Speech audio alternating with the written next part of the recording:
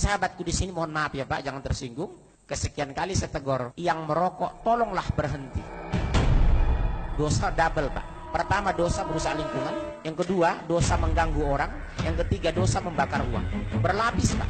Kalau ditakdirkan Bapak yang merokok itu kena kanker bibir, kanker payudara, kanker paru-paru, penyebabnya rokok, meninggal mati pasif loh. Karena bunuh diri.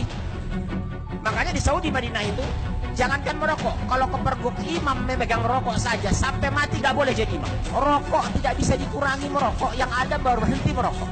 Kalau makan bisa dikurangi, udah kenyang, udah kegemukan. Tapi rokok nggak bisa dikurangi, harus berhenti total. Paru-paru kita rusak, lingkungan rusak, istri keluarga terganggu. Yang untung Yahudi. Mohon maaf, boleh jujur siapa di sini yang masih merokok?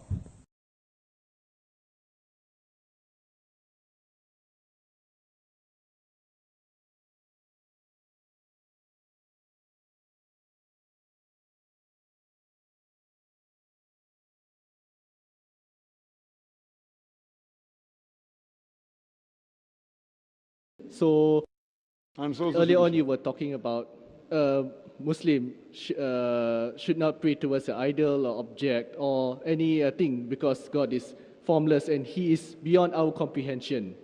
So, from my understanding, from just what I've observed, I probably believe it's wrong, but when the Muslims perform their pilgrimage at Mecca, the direction of prayers are facing towards a stone pillar in the center.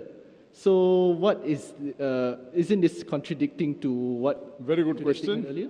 The brother asked a very good question that if Islam is against idol worship, I did not say God is formless, I said God is imageless. There's a difference between formless and imageless. If you interpret your way, there will be a big blunder. I said God is imageless, I never said God is formless. There's a difference between formless and imageless. Coming to your main question, that if Islam is against idol worship, when you go to pilgrimage and you bow down towards the Kabah, isn't it same as idol worship? And this is there in my book, The Most Common Question. It is number 9. The 9th most common question asked by non-Muslims about Islam is Islam is against idol worship, why do you bow down to the Kaaba when you pray? And the answer is, no Muslim ever worships the Kaaba. The Kaaba is our Qibla, it's the direction. Because we Muslims believe in unity. For example, today all the Muslims want to offer salah, want to pray here.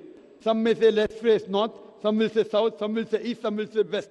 There will be disunity. So for unity, wherever you are, you face towards the Kaaba. This is the verse of the Quran of Surah Baqarah, chapter number 2, verse number 144, which says that when you pray, face towards the Kaaba. So Kaaba is the Qibla, it is not we worship it. Furthermore, Muslims were the first people who drew the world map. And Al-Udrisi in 1154 was the first human being who drew the world map.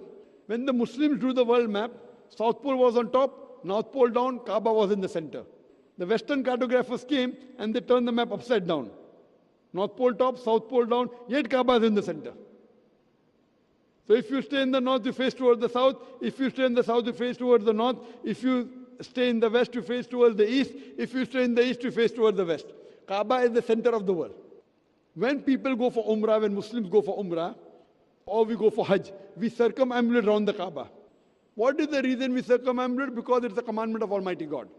But logically what I can think, that every circle has got one center. When we circumambulate around the Kaaba, we are testifying that there's only one God.